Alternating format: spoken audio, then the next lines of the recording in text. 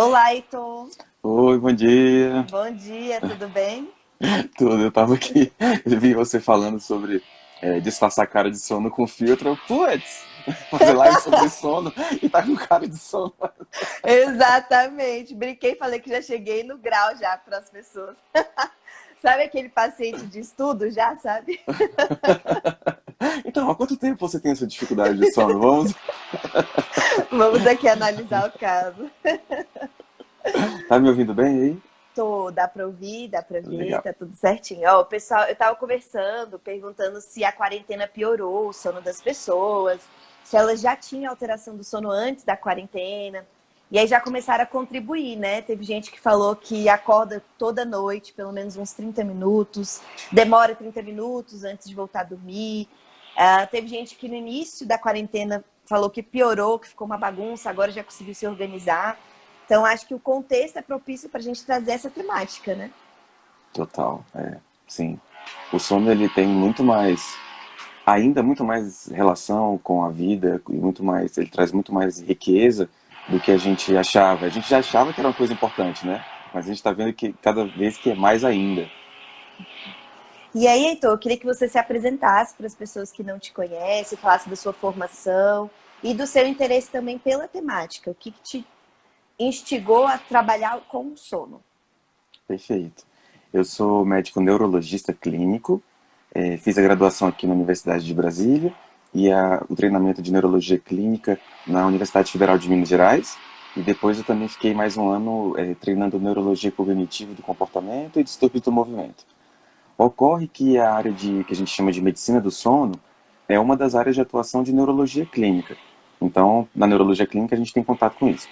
E eu, já durante a residência, eu percebi que as questões relacionadas ao sono eram muito frequentes, as queixas relacionadas ao sono eram, assim, avassaladoramente frequentes, e que isso tinha um impacto muito grande no diagnóstico e no tratamento de praticamente todas as doenças neurológicas que eu estava acompanhando. Então eu percebi que eu tinha que me aproximar muito dessa questão de medicina do sono para poder dar um, oferecer um serviço mais adequado, assim, né? E ter desfechos melhores, desfechos clínicos melhores. Foi mais ou menos assim. E aí, se você fosse definir o que é o sono, é porque a gente entende que existem fases, né? Do sono, a gente escuta muito, fase REM e tudo mais. Como é que você definiria o sono e as suas fases? Legal. É, eu acho que vale a pena fazer um contraponto a uma ideia que é bem frequente, que eu acho que era uma ideia mais simples, mas que não dá conta, que é assim, tem gente que acha que o sono é como uma espécie de desligamento do sistema nervoso, desligamento do corpo, né? Então a própria ideia, por exemplo, de Morfeu como uma coisa que vai, capta e apaga, e a pessoa está num mundo um pouco escuro e sem vida, vamos dizer assim, é uma ideia simplificada demais. Porque a definição do sono mais adequada que eu acho é de uma forma, é um período em que o corpo funciona de uma maneira diferente. Eu acho que olhar assim é bacana porque traz um pouco mais essa possibilidade da riqueza de processos, de fenômenos que estão acontecendo, tanto biológicos no geral, quanto do sistema nervoso. O sistema nervoso está fazendo muito mais coisa do que o que a gente pensa durante o sono. Ele não está só desligado. Beleza, tendo isso em mente, a gente fala sobre essa questão das fases do sono, né? Essas fases, elas são definidas muito com base na atividade elétrica. Na atividade elétrica que a gente consegue captar com o eletroencefalograma, que registra essa atividade elétrica do cérebro. Então, é claro que existem várias outras coisas que acontecem no corpo como um todo, mas o que guia principalmente essa classificação da fase é a parte elétrica. E aí a gente tem, grosso modo, como se fossem três fases. Uma fase é a de sono leve, é uma sonolência em que a pessoa ainda está meio lá, meio cá, ou está começando a dormir, vamos dizer assim.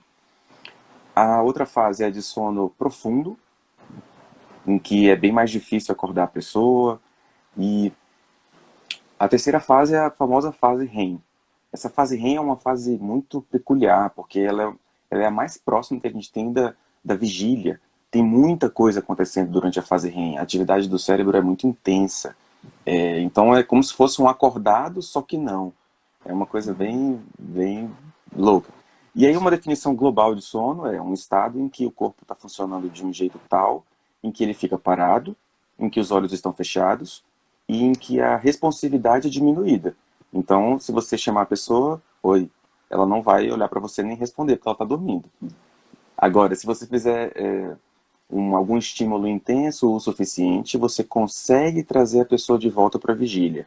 E isso diferencia o sono, por exemplo, de um coma. No coma, você estimula a pessoa e ela não volta. No sono, você estimula e ela volta. Faz sentido? Faz bastante sentido. E aí, qual que seria, já vou entrar numa coisa mais prática, assim, do dia a dia, que acho que o pessoal tem curiosidade, como é que seria uma rotina adequada de sono, né? Porque uma das seguidoras até falou aqui, ó, eu não tive nenhum problema com o sono, porém meus alunos sim. Sou professora de socioemocional e eles se queixaram bastante sobre o sono. E seria uma questão de não ter aquela rotina de antes. O quanto a rotina é um dos fatores que afeta esse sono. Como é que você enxerga isso? Dormir 8 horas por dia, tem pessoas que se sentem mais descansados quando dormem 9 horas, tem pessoas que com 6 horas já estão descansados, tem gente que fala de médio dormidores, grandes dormidores, né? Como é que funciona isso? Beleza. Eu acho que essa forma, essa janela para olhar, essa lente para olhar o sono, ela é bem útil, porque o sono, por ser um fenômeno que acontece de maneira repetida, dá para dizer que é um fenômeno cíclico, de certa forma, e que tem um ciclo que dura mais ou menos 24 horas, muito próximo de 24 horas. Quer dizer, ele está encaixado em um ciclo que dura quase 24 horas, na verdade. É, então faz sentido a gente pensar em regularidade, né? Assim, um ciclo regular. Beleza.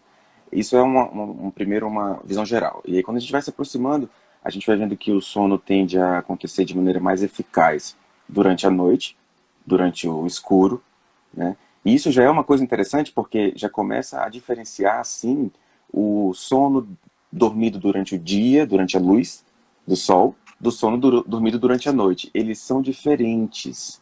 O sono durante a noite ele é mais eficaz do que o sono durante o dia. Beleza. Mas a questão da regularidade da rotina tem importância porque ela faz parte dessa construção de uma regularidade cíclica, de algo que vai acontecer de maneira repetida. E aí, de fato, quanto mais previsível, quanto mais dentro de uma certa faixa estiver tudo o que acontece, maior tendência de o sono ser mais eficaz. É claro que a gente não vai ser obsessivo de eu tenho que deitar às 9h52 para poder.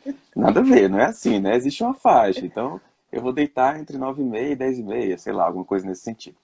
Mas então, com a pandemia, é claro que as rotinas mudaram demais, as rotinas de todo mundo. E tudo que a gente faz durante o dia influencia sim em como vai ser a qualidade do sono noturno. Então as pessoas antes da pandemia faziam uma porrada de coisas né, saem de casa de manhã e se cansam, se movimentam e trabalham, estudam e fazem as coisas, elas se cansam mais, elas têm mais exigência do corpo, né, trazem mais exigência para o corpo. E aí existe esse fenômeno da pressão para dormir que tende a acontecer à noite e leva a pessoa a dormir com maior facilidade. Com a pandemia tudo mudou, a não ser para profissionais de saúde e psicólogos, né, Angela? A gente tá ralando pra Sim. caramba, porque tá todo mundo adoecendo, viu, pessoal? Se você tá achando que tá só você que tá passando perrengue, ficando angustiado e sem sono, ó, tá ruim pra todo mundo, tá difícil pra todo mundo, não tá fácil pra ninguém não. Mas vale a pena procurar suporte, porque o suporte ajuda demais da conta. Mas enfim, então as rotinas, elas influenciam e elas têm muito a ver com essa questão de trazer cansaço para o corpo e adaptar o corpo ao ambiente e o ambiente ao corpo também. Ou seja, trazer mais luz durante o dia e mais estímulos durante o dia, mas trazer menos luz e menos estímulos quando vai chegando perto da hora de dormir. Trazer mais silêncio, mais relaxamento perto da hora de dormir. Isso é um desafio para se fazer agora durante a pandemia, mas é uma coisa possível. Eu não sei se eu consegui responder bem. Conseguiu. O que eu percebi assim, no início da quarentena, pelo menos comigo, né? Vamos me usar aqui como paciente. teve um aumento de consumo de alimento, né? Porque você pensa, dá aquela sensação no início de férias, de vou comer, uma diminuição muito grande de atividade física e o quanto isso também influenciou a dificuldade de dormir, porque parece que você não gasta energia suficiente ali. Agora que a rotina está voltando mais ao normal, voltando, né, a trabalhar, a ter que se movimentar, realmente eu vejo uma diferença. E eu percebo muito um incômodo de dormir com luz e dormir sem luz. Isso, para mim, pelo menos, faz muita diferença. Agora, tem pessoas que acabam criando um hábito que, pelo que você trouxe, talvez não seja tão saudável, de, sei lá, deixar a televisão ligada à noite para dormir. Né? O quanto isso pode atrapalhar na qualidade do sono. Ou então ficar numa rede social, no celular antes de dormir, 10 minutos antes e deixar o celular ali do lado em vez de desligar 1 hora antes. Assim. O que atrapalharia essa estimulação? Eu acho bem legal essa pergunta aí. E isso é ainda mais importante em época de pandemia, porque a gente está mais próximo das telas todas. Desde o smartwatch, agora tem tela já no braço, né? Antes a menor tela era do celular, agora já não é mais. Até o cinema, sei lá. E todas as telas que tem no meio do caminho. A questão aqui é o seguinte, imagine que o sistema nervoso ele evoluiu desde o mar, desde os seres marinhos, para captar luz. E aí ele foi evoluindo para ajustar o funcionamento de acordo com a luz. Então imagina que assim, quando a gente tinha uma situação de, sei lá, peixes, por exemplo, quando o sistema nervoso ainda estava nos peixes, o peixe, de certa forma, regulava o funcionamento dele de acordo com a luz que chegava até ele. E era uma luz que não era tão intensa, assim, tão rica assim como é a luz fora da água. Você já entendeu aonde eu quero chegar. O peixe, então, ele já tinha uma grande mudança de comportamento por causa de uma luz que era meio pobre. Quando a gente traz essa maquinaria dos peixes, vamos dizer assim, e claro que a gente foi colocando por cima dela maquinarias mais sofisticadas para captar a luz de um jeito mais rico e conseguir enxergar os objetos com maior definição e assim por diante. E o nosso sistema nervoso ele realmente tem bastante espaço que é dedicado à questão da visão. Mas a gente continua sofrendo uma influência incrível, uma influência inacreditável, assim, uma influência enorme, gigantesca, monumental, formidável da luz. Mesmo se ela for em uma tela pequena, mesmo se ela for pouco intensa. Então, a qualidade do sono é muito influenciada pelo que tem de luz no ambiente da hora de dormir. O que eu quero dizer é que quanto mais luz, menor a qualidade do sono. Então, um ambiente mais inteligente do ponto de vista de favorecer a qualidade do sono é um ambiente breu. Quando eu falo breu, nem a luzinha do ar-condicionado, nem a luzinha do relógio, tem que cobrir todas as luzes mesmo.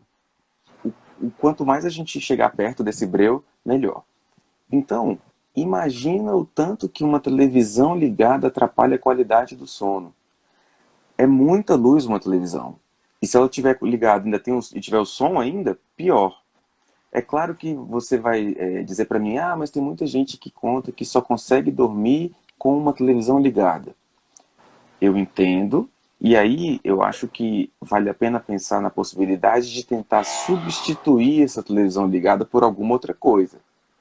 Essa alguma outra coisa vai acabar se tornando algo que não vai ter luz e que não vai ter barulho.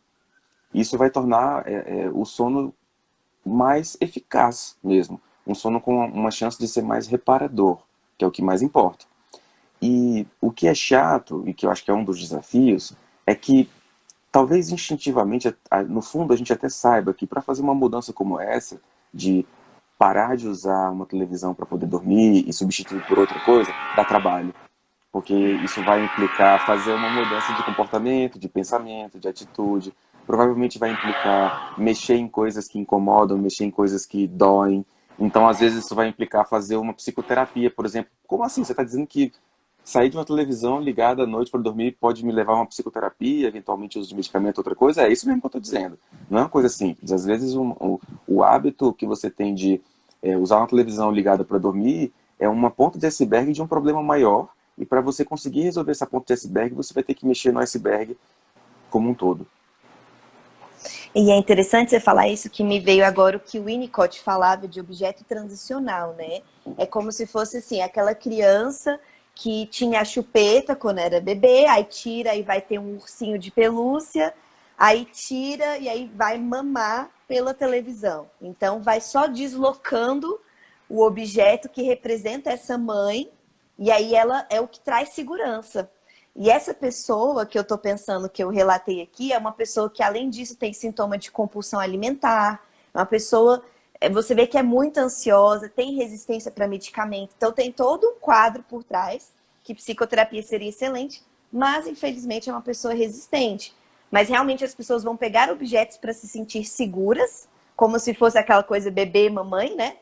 E aí ela vai deslocando para objetos que é mais aceito socialmente. Então, um adulto ter uma televisão ligada enquanto dorme, para ele é mais socialmente aceito do que ter um ursinho de pelúcia, por exemplo, ou então pegar uma chupeta e colocar na boca, né? E aí vai tendo essa substituição. Que coisa interessante, como isso faz sentido. Faz muito sentido. Eu imagino que para explorar isso aí, para poder ir desconstruindo, desfazendo isso e substituindo por coisa mais eficaz, isso exige um processo, né? Exatamente. Vai ter que ter uma sensibilização, digamos assim, né? Deslocar para tentar entender o que gera essa segurança, por que está insegura, e aí substituindo com uma coisa mais saudável. E aí, Heitor, qual que seria então a importância do sono para as nossas atividades diárias? Você falou de uma palavra que me chama muita atenção, que é restaurador, né? O sono é restaurador. Como é que funciona isso e qual a importância para as nossas atividades como aprendizagem, como o nosso trabalho, os nossos estudos? Legal. Isso me remete a uma coisa que me fisgou mais ainda quando eu estava no treinamento da residência, passando já pela área de atuação de neurologia cognitiva e do comportamento, porque essa é uma área de atuação em que a gente mexe com problemas de memória. Então, as pessoas que têm doença de Alzheimer, por exemplo, e outras demências, mas aí é claro que também aparecia muito o caso de pessoas que estavam com medo de ter uma doença de Alzheimer e a gente via que, na verdade, ela tinha algum outro problema que atrapalhava a memória, e aí, quando a gente ia investigar, muitas vezes era um distúrbio do sono. E aí eu fiquei ainda mais tocado e interessado por isso, justamente por ver que tem muita gente aí que tem problema de memória e quando a gente vai ver, a principal fonte é algum distúrbio do sono. É por isso que é tão importante esse tema, é por isso que a gente está aqui falando nele.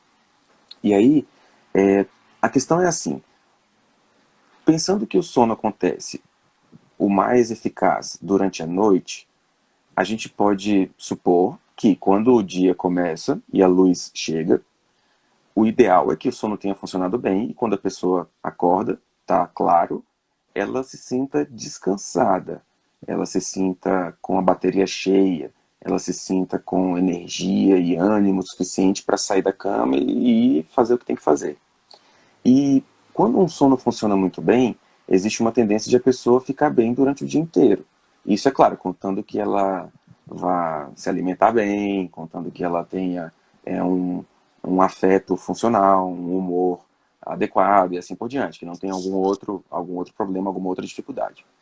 E ficou bem claro já, isso em literatura de pesquisa, e a gente observa isso na prática clínica com uma frequência enorme e gigantesca, é que muitas vezes, quase sempre que alguém tem alguma dificuldade de memória, de atenção, de aprendizagem ou algo parecido, existe alguma coisa relacionada à qualidade do sono que também está contribuindo para isso.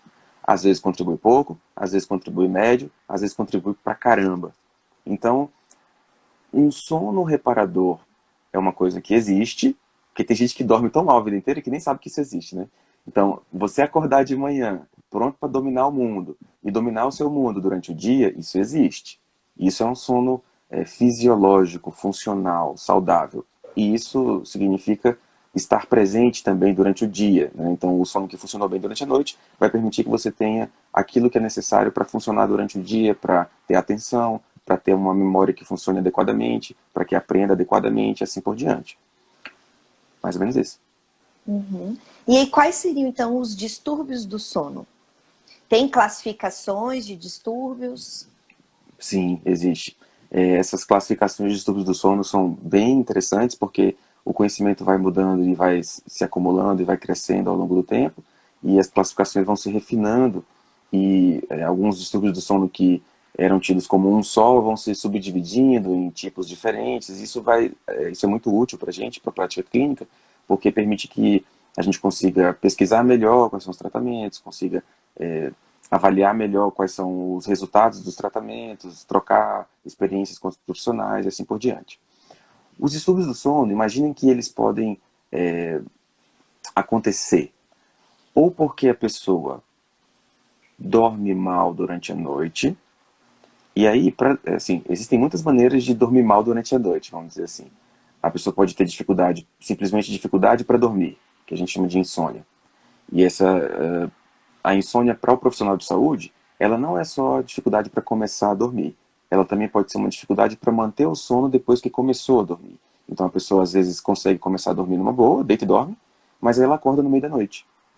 E ela acorda às vezes uma vez, duas vezes, três vezes, e ela acha que é normal. Eu acordo 3, 4 vezes só para ir ao banheiro e volto. Provavelmente isso não é normal. Um sono realmente excelente, ele geralmente começa à noite e a pessoa só acorda no outro dia de manhã. Assim, o ideal mesmo, um sono excelente, não tem nenhum despertar durante a noite. Enfim, a insônia também pode catar a pessoa, né, colher a pessoa ali no final da noite do sono, que é a insônia terminal que a gente fala. Quando a pessoa acorda, não é exatamente no meio da noite, mas um pouco antes da hora da manhã, que seria ideal. Então ela ia acordar às 7, ela acorda às 5h30, sem querer, por exemplo, essa é a insônia terminal. Então essas insônias são as dificuldades de dormir em geral. Beleza. Mas a pessoa pode ter também algum distúrbio que mexa com outra parte do corpo, com outra função do corpo, durante o sono noturno, por exemplo. Durante o sono em geral. Por exemplo, os distúrbios respiratórios. Então, existe a famosa síndrome da apneia e hipopneia obstrutiva do sono. É uma doença muito frequente, então vale a pena falar nela mesmo. E, nesse caso, não é exatamente o sono em si, por si, pela parte neurológica pura, que está sendo prejudicado. Aí é um distúrbio respiratório, que faz com que a pessoa fique sufocada, e aí o sistema nervoso tem que entrar em ação para a pessoa não morrer, não dar uma morridinha. Então é uma coisa bem útil que ele entre em ação mesmo, e salva a pessoa ali, só que para salvar a pessoa e ela voltar a respirar, o custo disso é que o corpo acorda. E muitas vezes a pessoa não vai se lembrar que acordou. E aí por isso que pode ser útil fazer exame, para captar essa questão da respiração. Então, esse é um distúrbio respiratório, que pode inclusive se fantasiar, se mascarar de insônia. Às vezes a pessoa está com uma insônia no meio da noite, ela acha que é simplesmente uma insônia, mas na verdade ela está com dificuldade respiratória que está fazendo com que ela acorde. Ela não percebe a dificuldade respiratória, mas percebe o despertar. E aí ela chega dizendo que é insônia e descobre que na verdade era uma dificuldade respiratória. E assim por diante. Existem também distúrbios em que a pessoa tem mudanças de comportamento durante o sono, que não são nem insônias, nem dificuldades respiratórias. São as parassonias que a gente fala. Então são mudanças comportamentais que afetam a qualidade do sono também, tipo o sonambulismo. Então a pessoa tem comportamentos motores, de se comportar como se estivesse acordada em relação à movimentação. E fazer funções, né, comer. Tem uns sonambulismos engraçados que a pessoa manda e-mail pro chefe. Então tem Gente. comportamentos sofisticados, tem. A gente achava que era só andar, como a gente vê no desenho animado, mas não. Tem comportamentos sofisticados, engraçados. A pessoa prepara o sanduíche, come e tal, e tudo mais. O e-mail sai meio truncado, né?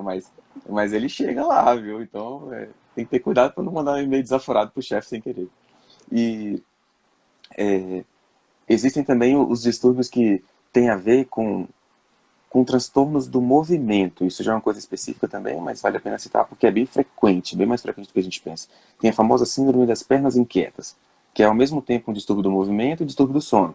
É distúrbio do movimento porque as pernas ficam lá se movimentando e porque tem a ver com centros cerebrais do movimento, e é distúrbio do sono porque esse mal-estar nas pernas, ele atrapalha a pessoa a pegar no sono. Então o distúrbio do movimento impede que ela pegue no sono direito. Beleza, a gente falou de distúrbios aí que tem a ver com a noite. Agora existem os distúrbios que aparecem durante o dia. Então a gente pode olhar como, por exemplo, sonolência excessiva durante o dia. A gente chama de sonolência excessiva diurna. É uma coisa que pode chegar como queixa principal só de ser uma coisa do dia. A pessoa geralmente ela está equivocada, mas ela acha que dorme muito bem durante a noite, só que durante o dia ela fica com sono, fica pescando fácil ou coisa parecida. Existem também distúrbios em que o sono aparece quando não era para ele aparecer durante o dia. A narcolepsia é um bom exemplo.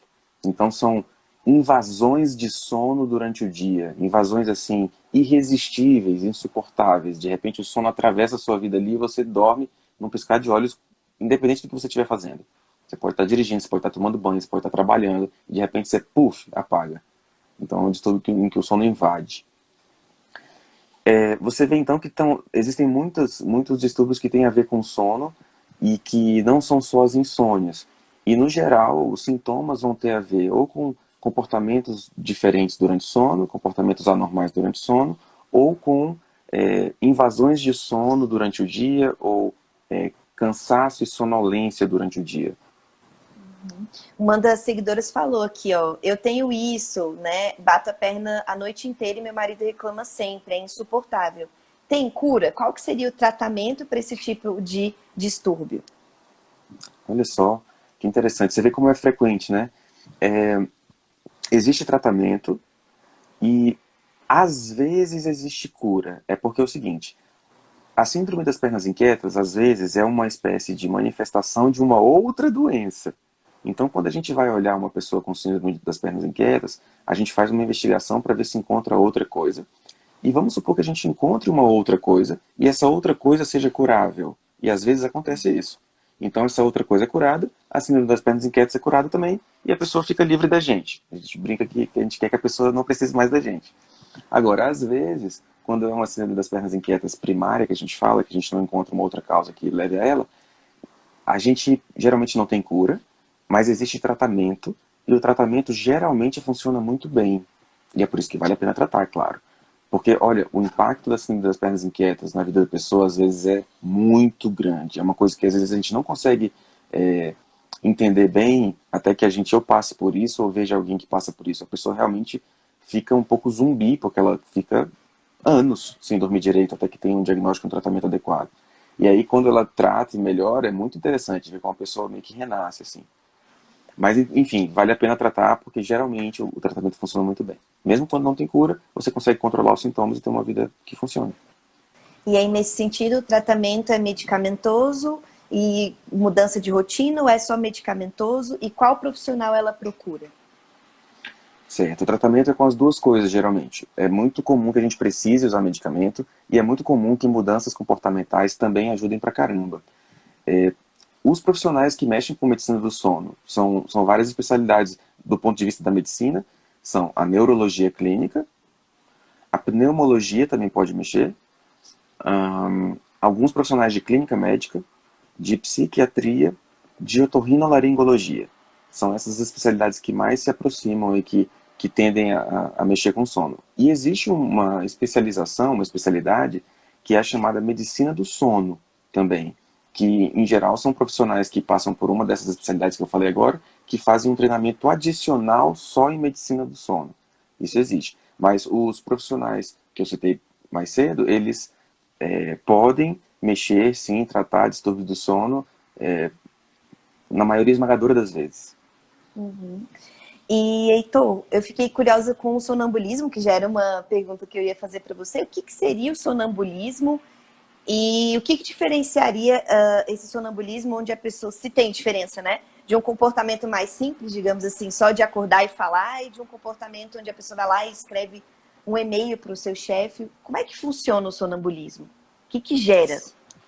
Essa é legal, hein? Vamos pensar o seguinte. Como o sono é uma maneira diferente de funcionar do cérebro, isso significa que existe atividade cognitiva, existe atividade emocional, afetiva, existe atividade de memória, existe atividade, de certa forma, que se aproxima da consciência durante o sono. Tanto é que a gente se lembra, às vezes, de sonhos. A gente vai já falar disso também, né? Mas se você pensa que para o corpo conseguir fazer isso tudo sem se movimentar, a gente precisa que o sistema nervoso meio que desligue os circuitos que vão gerar movimento, para que a gente possa ter todos esses processos mentais acontecendo sem que o corpo se movimente. Então, por exemplo, imagina que a gente sonha que está lutando com alguém e aí, de repente, a gente acorda.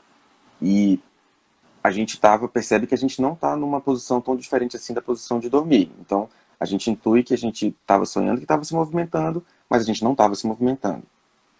Então, é porque os centros de movimentos foram desativados, vamos dizer assim. Ok. Uma das coisas que acontece durante o sonambulismo é que essa desativação do centro de movimento não ocorre de maneira funcional, de maneira eficaz, plena. Então, a pessoa passa a ter a chance, a abertura para se movimentar. E aí, quando as atividades mentais vão ocorrendo, elas vão disparando as ordens de movimento e as ordens de movimento vão chegando até os músculos e a pessoa faz o que aquela atividade mental estava mandando, vamos dizer assim. E aí, com essa porta aberta, a atividade mental que estiver acontecendo vai definir, de certa maneira, o que a pessoa vai fazer. Então, isso, provavelmente, a questão de o que a pessoa faz, se é só simplesmente se sentar na cama, que é uma coisa simples, ou falar, que é outra coisa simples, ou se levantar, ou sair, ou preparar um sanduíche, ou enviar um e-mail para o chefe, isso vai depender de qual atividade mental que está ocorrendo naquele período em que a porta está aberta para os movimentos acontecerem. Mais ou menos assim. E para o sonambulismo tem tratamento também ou não? Tem, também tem. O sonambulismo é bem interessante porque muitas vezes ele ocorre durante a infância, por exemplo, é muito mais comum ver crianças sonâmbulas, e isso não necessariamente precisar de tratamento, porque, claro, se não colocar a pessoa em risco, né? Assim, a gente tem que avaliar o ambiente, mas vamos supor que uma criança tenha sonambulismo, mas ela está funcionando bem durante o dia, está indo bem na escola, tem um comportamento adequado, e ao longo dos meses ou dos anos, a gente percebe que esse sonambulismo vai diminuindo aos poucos, existe uma chance enorme de a criança simplesmente ficar curada sozinha, e a gente brinca que ela se cura apesar do médico até. Então, a gente não precisa sempre tratar. Agora, quando algo permanece e a pessoa tem alguma dificuldade relacionada, por exemplo, à eficácia do sono, não se sente descansada, ou quando tem algum risco, ou tem prejuízo para o cônjuge também, que isso é uma coisa que tem que levar em conta, e assim por diante, sim, existe tratamento. Geralmente o tratamento ele é medicamentoso em grande medida, embora a gente use também medidas comportamentais que podem ajudar sim. E os medicamentos costumam ser bem eficazes, viu? É bem interessante, é uma coisa que, em geral, quando precisa tratar, o tratamento funciona bem na maioria esmagadora das vezes. Você estava falando de movimentos, né? E uma das seguidoras perguntou assim, o que são os espasmos que acontecem durante a noite? Tem Legal. digamos assim, um nível de movimentação do corpo que é considerado normal durante o sono? Muito boa pergunta. Essas contrações curtas, súbitas e como se fossem sustos, né, assim, um pouco que a gente tem durante o sono, é muito mais fácil se lembrar dessas contrações quando a gente está começando a dormir, né? Tá quase pegando o sono de repente, pá, tem aquele movimento brusco assim. Mas isso também acontece ao longo da noite e também eventualmente pode acontecer perto do despertar. Isso a gente chama tecnicamente na neurologia de mioclonias. Tem a ver com mio, o nome relacionado ao músculo, e clonia é um movimento que é curto, súbito, curto na amplitude, curto na duração, súbito no aparecimento e súbito no desaparecimento. Então, só um estalo, pei, né? E esses movimentos, eles são normais na esmagadora maioria das vezes. Então, muitos de nós, dá para dizer que grande parte de nós, manifesta esses movimentos sem significar nenhuma doença. Então, não é porque você está vendo alguém dar uns supapos ali na hora que está dormindo, supapos curtos, que você vai achar que a pessoa tem doença. Existe sim, então, esse grau de movimentação que é completamente normal. Por exemplo, além dessas mioclonias do sono, a pessoa trocar de posição ao longo da noite. Isso na verdade, necessário, porque quando a gente dorme a noite inteira numa posição só, imagina que a gente pode colocar uma certa pressão sobre a pele mesmo, e a pele às vezes pode se machucar. Então, o corpo faz isso sem a gente perceber, é claro. Se você está percebendo muito as horas que você está mudando de posição, possivelmente você está com insônia, porque não era para você estar alerta a esse ponto lá, naquele momento. Isso é até uma dica interessante. Então, existem movimentos durante o sono, grosso modo, os de troca de posição global, da posição de dormir, né? De um lado para o outro, de barriga para cima, barriga para baixo. E essas mioclonias que tendem a ser bem normais. E uma curiosidade que eu tenho, quais são os exames que vocês pedem para os pacientes fazerem para descobrir essas alterações do sono? Vai depender do tipo de sintoma que venha, né? Então, por exemplo, se for apneia, vai ser algum exame relacionado à questão respiratória. Mas geralmente quais são? Porque eu fico curiosa, assim, do que eles chamam de polissonografia, como é que funciona, como é que é, sempre tem que fazer esses exames, ou clinicamente você já consegue dar o diagnóstico e já começar o tratamento? Legal. Isso é impressionante como realmente tem uma faixa de variação que é enorme. Então, assim, existem casos em que a gente pode ter uma queixa que está tão clara, e quando a gente faz a investigação em volta dela, e a gente pergunta sobre um monte de outras coisas, é por isso que a consulta ainda é necessária, não tem jeito, não dá para você simplesmente fazer o exame complementar e chegar, não é assim que funciona de jeito nenhum. Então, na consulta a gente faz 1 milhão de perguntas lá, e a gente consegue desenhar um panorama em que está muito clara a hipótese de diagnóstico. Muitas vezes a gente não precisa de fazer a polissonografia, por exemplo. Algumas vezes, para você ter uma ideia, a gente vai precisar de um hemograma só. Um hemograma simples. Às vezes é só isso que a gente precisa. Né? E às vezes a gente não precisa de nenhum exame. Ou às vezes a gente precisa de outros exames. Por exemplo, às vezes a pessoa tem uma queixa do sono que eu preciso, na verdade, é de uma... Eu vou falar de um caso bem atípico, raro, não é para tirar sono de ninguém, é só para dar o exemplo de como a coisa varia. A pessoa tem uma alteração do sono que me faz pensar em, sei lá, um tumor no cérebro, eu tenho que pedir uma ressonância, por exemplo. Isso é super raro, é só para dar o exemplo de como as coisas variam e por isso que precisa de fazer a avaliação clínica, né? Então, todos os exames quase da neurologia, eles são úteis na avaliação de distúrbio do sono. Exames de sangue, exames de imagem, às vezes exames de neurofisiologia que a gente fala, em que a gente avalia funcionamento do sistema nervoso em algum aspecto, seja a eletroneuromiografia, o eletroencefalograma, que coloca os eletrodos na cabeça, e tem essa polissonografia. A polissonografia, ela é um registro da atividade do corpo ao longo do sono. Então, a pessoa dorme com sensores no corpo. E a gente consegue ver como várias funções do corpo estão se comportando. Desde a fase do sono em si, que tem a parte da captação elétrica, até os movimentos respiratórios, o fluxo de ar, a frequência cardíaca, a movimentação do corpo, tem os eletrodos para a movimentação das pernas, e o tanto que a pessoa contrai também. A propósito, um outro distúrbio que é bem frequente, eu esqueci de falar na outra pergunta, é o bruxismo. O bruxismo noturno ele é bem mais frequente do que a gente pensa. Então, isso me faz lembrar também de outro sintoma que você, de uma pergunta anterior, que é dor ao acordar. Se existe dor ao acordar, muitas vezes isso está relacionado com alguma coisa que aconteceu durante o sono. E geralmente a gente consegue encontrar alguma coisa, às vezes é bruxismo, por exemplo, que também é tratável e o tratamento pode ajudar pra caramba. Então, grosso modo, são esses exames. Certo. E aí, só voltando para uma questão que uma das seguidoras perguntou assim, falar dormindo seria comum ou se a pessoa fala dormindo já é um tipo de sonambulismo e já é algo que a gente tem que ficar atento? Se essa fala acontece de maneira assim discreta, se a pessoa não fala a noite inteira sem parar, por exemplo, se fala só durante alguns momentos, e se ela não se lembra disso de jeito nenhum, por exemplo, e só sabe disso porque alguém contou para ela que ela está falando, e se ela, quando acorda, está se sentindo descansada, e se ela passa o dia e não fica pescando fácil, e se ela dorme bem quando é à noite, na hora de dormir, dificilmente isso vai ser problema. Provavelmente isso é normal. Tem um nome técnico, né, que é o sonilóquio. O sone do sono e o lóquio de logos, de palavra, grosso modo. Então, isso é um fenômeno que muitas vezes é normal. E aí, outra pergunta que fizeram é, o álcool faz mal para o sono? Tem alguma relação? Nossa, essa pergunta é muito boa, muito importante. Nossa, demais a conta. Porque muita gente usa álcool, né?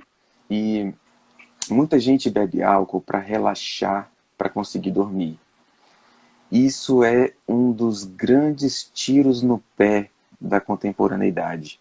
Porque o que acontece é que, ok, o álcool vai causar uma sensação, uma experiência de relaxamento? Vai. O álcool vai causar uma experiência de rebaixamento de consciência que faz pensar que é uma espécie de sono? Vai. Porém, o álcool vai atrapalhar o funcionamento neurológico do sono. Então lembrem que eu falei que o sono ele não é só um desligar. O sono é uma forma diferente de funcionamento. Esse modelo serve muito bem para a gente entender justamente esse efeito danoso do álcool. O álcool, apesar de abaixar a consciência, ele faz isso de uma maneira bruta, vamos dizer assim, e ele atrapalha a neurofisiologia, o funcionamento neurológico, o funcionamento do sistema nervoso ao longo do sono. O que significa dizer, em outras palavras, que o álcool atrapalha a qualidade do sono. Então, se é um sono induzido por álcool, ou se é um sono que teve álcool próximo, provavelmente a qualidade do sono vai ser afetada de maneira ruim, de maneira deletéria. Esse é um dos problemas. O outro problema é que, se você está tomando álcool para dormir, tem alguma coisa muito errada aí em relação à sua capacidade de relaxamento que precede o sono.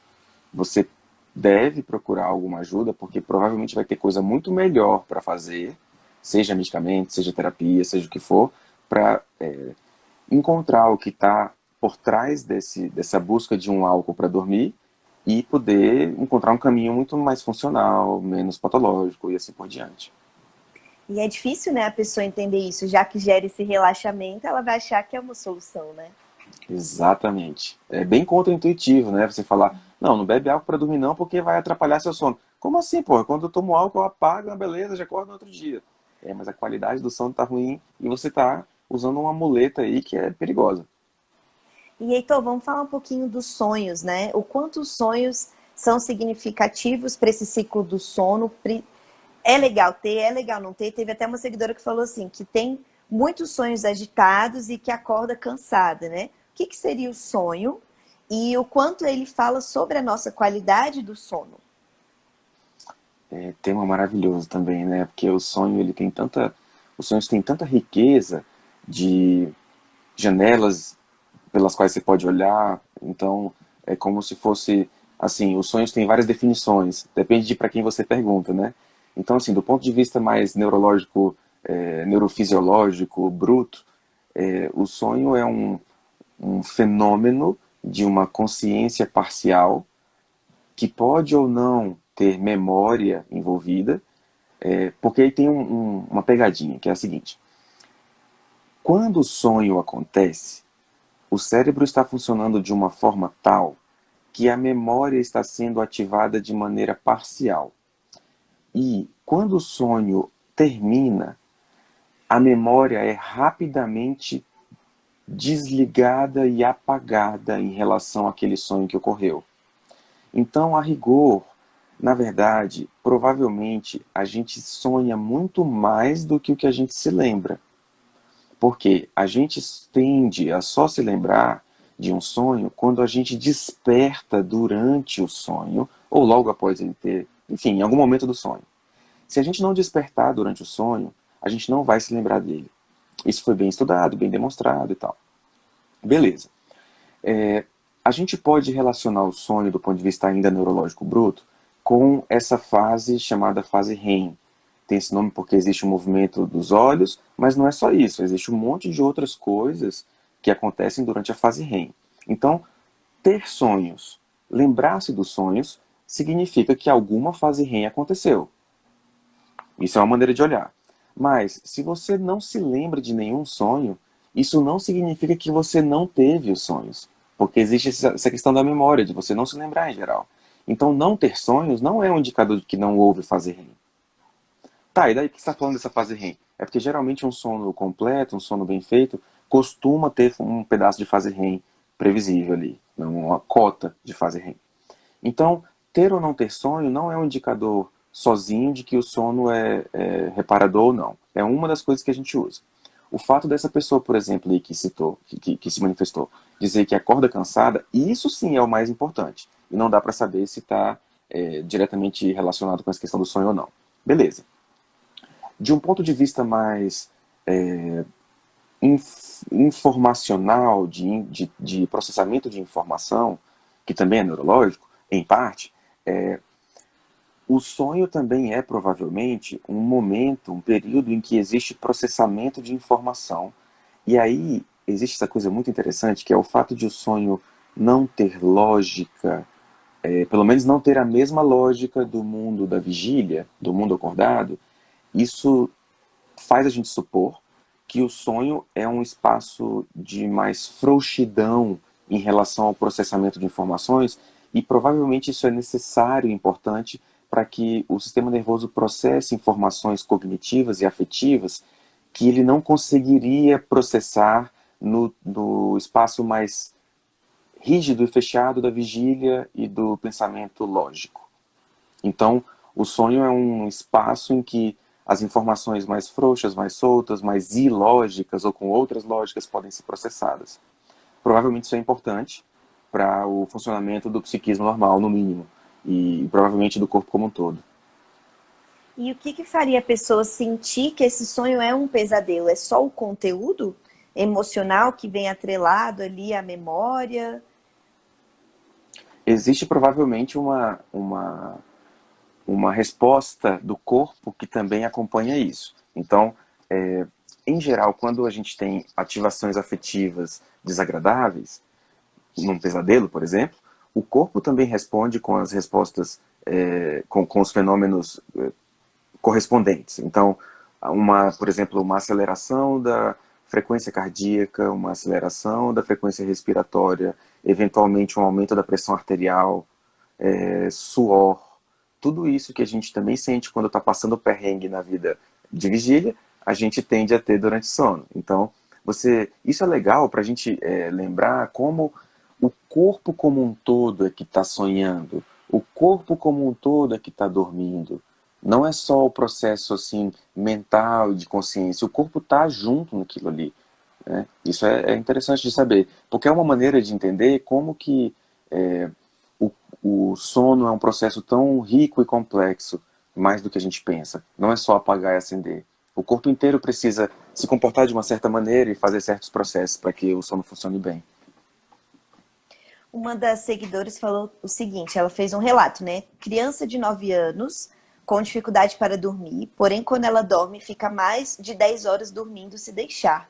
Quais são as prováveis causas e qual profissional eu devo procurar para averiguar esse quadro? Então tem Muito bem, dificuldade para dormir, mas quando dorme fica 10 horas dormindo, até mais se deixar. certo. Eu acho que vale a pena comentar sobre o tempo de sono, né? Existe uma noção mais ou menos clara de que o tempo de sono no começo da vida é maior, o tempo de sono necessário para um sono adequado tende a ser bem maior no começo da vida. Tanto é que o recém-nascido quase só dorme, né? Ele acorda para mamar e dorme de novo. Então, enquanto uma pessoa idosa, ela muitas vezes precisa de uma quantidade muito pequena de horas de sono para ficar bem, tipo 4 horas, 5 horas, 6 horas, sei lá. Então, uma criança de 9 anos dormir durante 10 horas, isso por si só não é necessariamente o problema. Dá para pensar aí que o principal problema está no fato de ela ter dificuldade para iniciar o sono e pelo fato de ela, pelo que eu estou entendendo, não se sentir descansada. Ela se sente cansada ou algo parecido. A propósito, às vezes as crianças, quando elas têm distúrbio do sono, elas não ficam sonolentas durante o dia como nós adultos ficamos. Elas ficam agitadas. E isso é bem importante de saber. Isso é muito importante, porque muitas vezes a criança está agitada durante o dia e todo mundo acha que é transtorno do déficit de atenção, e na verdade é que ela tem um distúrbio do sono. Então, uma coisa que a gente sempre olha é se a criança está dormindo bem quando a gente vai avaliar alguma possibilidade de transtorno do déficit de atenção. Mas voltando aqui para o sono.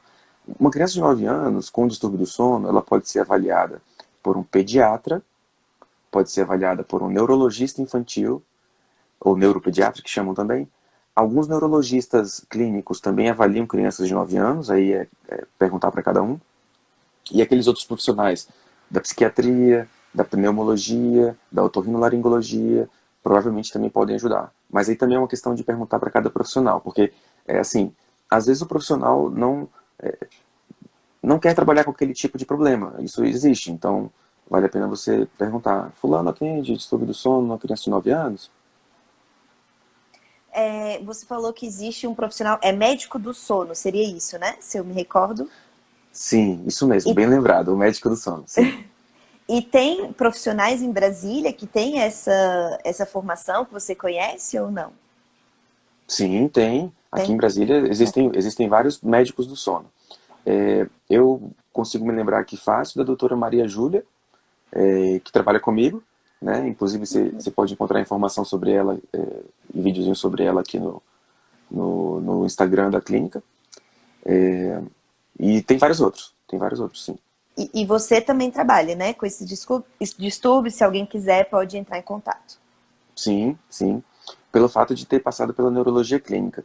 É porque, assim, durante a residência, a gente passa por como se fossem vários estágios, e em cada estágio é uma área de atuação. Então, na neurologia clínica, a gente passa pelo estágio de medicina do sono, pelo estágio de dor de cabeça, pelo estágio de AVC, pelo estágio de epilepsia, e assim por diante. Então, a gente tem um treinamento global, assim, das coisas que tem a ver com neurologia clínica. Então, uma a grande maioria das questões relacionadas a esses distúrbios, um neurologista clínico, por exemplo, só para dar um exemplo aqui, pode dar conta. Bacana. Uma seguidora, antes da nossa live, ela me trouxe um relato de uma dificuldade que ela está tendo com uma paciente. E eu queria trazer para você, para ver como que você manejaria esse caso, se já aconteceu com você. É uma psicóloga, ela atende uma paciente que já tem problema de acordo com ela, é insônia, né? Não saberemos se é exatamente insônia, mas ela já está há mais de 10 anos dormindo só 2 horas por noite. E a dificuldade é que ela tem muita resistência para o medicamento. E o que parece que desencadeou isso? Foi um dia a filha dela estava dormindo, passou mal, ela sentiu uma culpa muito grande e começou a querer ficar sempre em vigília e alerta para, né, para não sentir mais essa culpa. Só que hoje não existe mais esse fenômeno, digamos assim. Hoje ela fica alerta por outros motivos, que é o que eu falei do deslocamento, né? Tem um problema lá atrás, mas desloca para coisas do presente. E aí a psicóloga falou assim, eu sinto dificuldade de tratá-la porque ela está sempre sem concentração. Eu não sei como quebrar a resistência para a medicação, visto que ela já tentou alguns medicamentos, mas ela passa mal naquele início de adaptação do corpo e desiste do medicamento. Você já pegou casos de pessoas que têm essa resistência? E como é que você manejaria? Porque realmente uma dificuldade de concentração, como é que você vai trabalhar em psicoterapia, né, com esse paciente? Fica mais complicado, né? Nossa, que perrengue de ouvir isso aí. Eu fico imaginando essa vida de zumbi durante 10 anos. Que perrengue, né? Para a pessoa não conseguir, inclusive, nem se beneficiar da abordagem de psicoterapia. Eu torço para que essa paciente aí escolha buscar ampliar a ajuda que ela está recebendo, que ela ouça o conselho da sua colega psicóloga para dar uma chance nova para os tratamentos complementares à terapia, porque assim, a questão da resistência aos medicamentos é uma coisa fundamental, eu acho hoje, porque existem muitas razões para ter resistência a medicamentos, sim. Medicamento não é água, medicamento pode fazer mal, isso é verdade. Existem medicamentos que podem causar dependência, que são os de tarja preta, isso também é verdade. Agora, existem profissionais que são treinados para lidar com esses medicamentos de maneira inteligente, prudente, eficaz, segura, inteligente, com reavaliação, talhada para a pessoa, acompanhando de perto. Então, uma maneira talvez, de lidar com essa situação eu acho, tirar um tempo considerável para conversar com a paciente e explicar sobre os medicamentos com mais detalhes, porque do mesmo jeito que existem essas restrições que a gente tem que ter cuidado mesmo com os medicamentos, existe um outro lado que existem mesmo medicamentos que são seguros, existem medicamentos que são suaves, existe a possibilidade de tentar um medicamento e se ele não funcionar, usar outro, porque os medicamentos são diferentes entre si e eles podem ser muito diferentes entre si. E existe um componente que é imprevisível na resposta para cada pessoa? Existe. Mas existe também um componente importante para a gente usar, que é o componente da estatística. Então eu consigo dizer para a pessoa, por exemplo, eu vou prescrever um medicamento X, e eu digo para ela, olha, eu não posso prometer para você que esse medicamento não vai trazer nenhum mal-estar para você, mas eu consigo falar para você que vou inventar aqui, 95% das pessoas que usam medicamento não tem nenhum mal-estar. Porra, 95% de bem-estar, vale a pena você tentar. Então, eu acho que uma ação útil, nesse caso, é tirar esse tempo para explicar sobre os medicamentos possíveis ali, falar sobre os prós e contras com mais detalhes, falar sobre o funcionamento, os mecanismos de ação dos medicamentos. E outra estratégia interessante é, ainda do ponto de vista de medicamento, começar devagar, começar baixo, começar com dose baixa, às vezes começar com dose ridiculamente baixa, para a pessoa ir tendo a experiência, com o passar das horas, com o passar dos dias, de que o medicamento não faz mal para ela, e ela ter uma experiência mais segura, mais tranquila, mais confortável, mais suave. Isso também é possível na grande maioria das vezes. É só começar devagar, começar de baixo e ir ajustando de acordo com o tempo. E do ponto de vista de presença ali na terapia, só o fato de começar a regular melhor esse sono pode trazer um pouco mais de possibilidade de a pessoa conseguir estar presente na terapia e começar a entrar no círculo virtuoso da terapia. Mas eventualmente, aí tem que ver o caso. Às vezes a gente usa temporariamente algum medicamento para a pessoa ficar mais atenta, mais ligada durante o dia. Não é sempre que é uma boa ideia usar isso, não. Em alguns casos é uma boa ideia usar num primeiro momento, para a pessoa conseguir engatar. E aí, quando ela engata, a gente consegue retirar o medicamento da manhã e consegue continuar investindo na melhora do sono noturno, porque um sono noturno bem feito, um sono noturno bem sucedido, costuma deixar a pessoa filé durante o dia. É esse o objetivo do sono, né? E aí ela vai conseguir entrar na terapia cada vez melhor e desfazendo esse nó que foi feito quando a filha passou mal lá. Oh, meu Deus, que perrengue, hein? Mas é um nó desatável, eu acho, né? Desde que ela abra o espaço para essas intervenções. E assim, o fato da pessoa ter tido uma experiência ruim no passado com com medicamento, ou até com mais de um medicamento, de jeito nenhum impede que a pessoa tenha uma experiência boa com medicamentos no futuro imediato.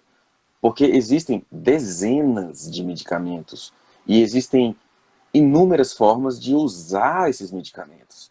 Às vezes o mesmo medicamento, se usado de um jeito Y ou de um jeito X, é como se fosse outro medicamento. Essas nuances são as coisas que a gente aprende no treinamento. E a gente sabe fazer isso.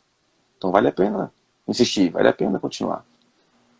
E a importância, né, Heitor, de procurar um profissional que você consiga ter uma ligação afetiva, com uma empatia, uma segurança, né? Porque eu me questiono assim, quantas pessoas vão para profissionais que não se identificam e acabam deslocando isso também para o tratamento não vai dar certo, eu não gostei desse profissional. Então, assim, eu torço para que essa paciente tenha uma ligação e um vínculo bacana com essa profissional de psicologia, até para quem sabe ela indicar um profissional para ter esse vínculo mais de segurança, para tentar continuar esse tratamento, né? E também a importância de procurar um profissional, porque eu vejo, assim, muitos relatos de pessoas que acabam comprando Rivotril e um monte de remédio no mercado negro. Você entra na OLX mesmo, tem pessoas vendendo, vai lá e se automedicam e acham que estão abafando, né? Cara, é dureza. E é engraçado como isso, assim, é contraproducente, é um tiro no pé total, porque você está indo para uma guerra que é pesada e que pode te fazer muito mal armado de um palito de fósforo, de um palito de dente. Porque você não conhece as armas, você não sabe usar essas armas, e você escolheu provavelmente uma arma inadequada, e aí você vai se dar mal. E vai perder tempo. E às vezes você vai entrar num esquema de uso contínuo e ficar dependente, que você mesmo foi lá e se enfiou naquele esquema, e você pode passar décadas ou uma vida inteira nisso, quando você podia ter um desfecho muito mais interessante, tendo uma orientação de profissionais capacitados. E profissionais capacitados existem. A questão de ter a ligação, a segurança, a tranquilidade, a serenidade com um profissional, eu acho pessoalmente bem importante. Assim, quando eu procuro um profissional de saúde para mim, eu também acho importante me sentir seguro e tranquilo com aquele profissional. Tem um mestre que me falou uma frase uma vez que me marcou, assim, quando a gente toma, no caso do médico, né? Quando a gente toma um medicamento, a gente está tomando o médico junto. Então, tem essa questão de a pessoa poder ficar à vontade para perguntar, poder ficar à vontade para dizer assim, nossa, doutor, essa explicação eu não entendi. E aí a gente explica de novo de outro jeito, para que a pessoa saiba mais. Essa questão de poder informar e a pessoa poder ter as informações mais adequadas, mais confiáveis, mais seguras, mais próximas da realidade, e poder se afastar dos equívocos, se afastar dos mitos, se afastar da ignorância. Isso tudo é bem útil. Às vezes a pessoa fica assim, meu Deus, eu não sabia que esse medicamento X, na verdade, se usar do jeito Y, vai ser uma coisa. Ué. E a pessoa ficou lá 15 anos usando errado, comprando no mercado negro, né? Pagando mais caro, e assim por diante. E Heitor, para a gente ir finalizando, você teria dicas ou de leituras, ou de filmes, ou de séries, algum material que seja de curiosidade em relação ao sono, que envolva essa temática para o pessoal pesquisar, se eles tiverem interesse em aprofundar, em conhecer um pouco melhor essa temática? Eu tenho duas sugestões de filmes. Eu fui dar uma olhada em... Engraçado, porque eu primeiro fiquei pensando aqui sozinho, e aí eu pensei nesses dois filmes. Aí eu pensei, mas eu vou dar uma olhada na internet para ver se eu encontro alguma coisa também para sugerir, que seja interessante. E aí, quando eu encontrei um dos primeiros resultados lá que eu entrei, as duas primeiras sugestões eram os dois filmes que eu tinha pensado. Aí eu falei, beleza, então eu vou falar isso aí que alguém mais pensou nisso, então pode fazer sentido.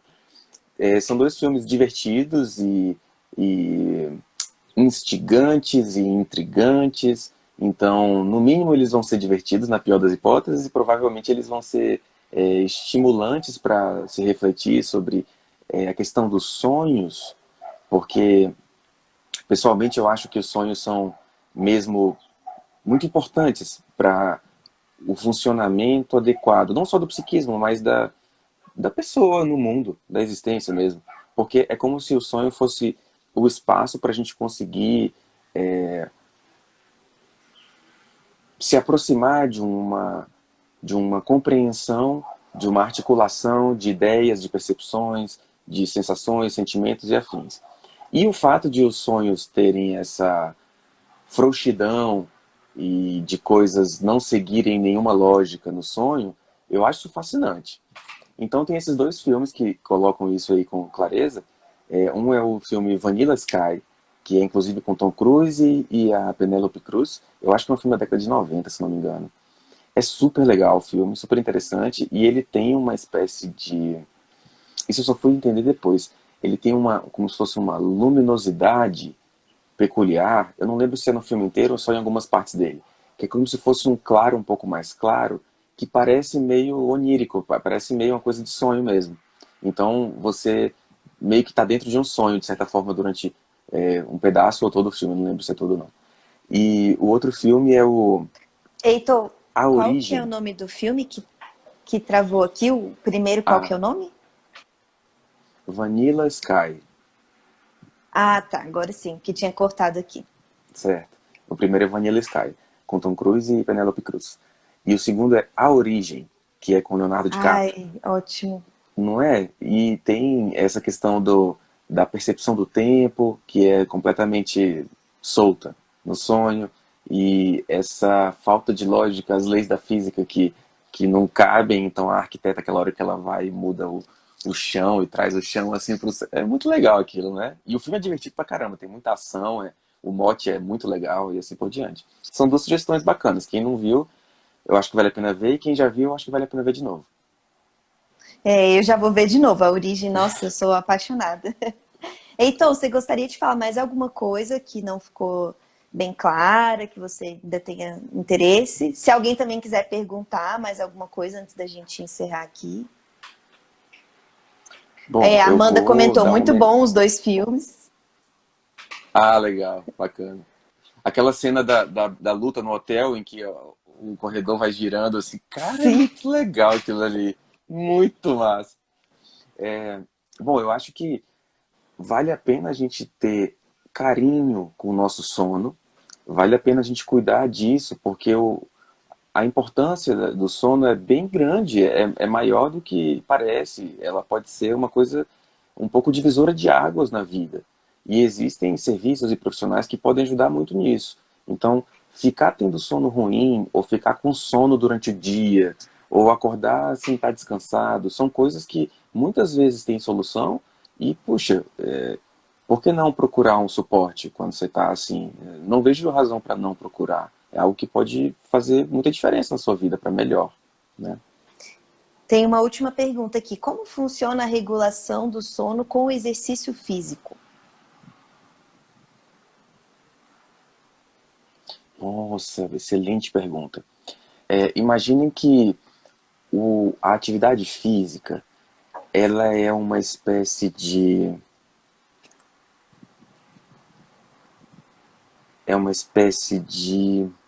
volta a uma situação indispensável do corpo. Porque é o seguinte, hoje a gente pode viver um cotidiano sem atividade física e a gente não morre imediatamente. A gente morre dali a alguns anos porque a falta de atividade física traz doenças e mata a gente mais cedo. Mas a gente não morre naquela hora.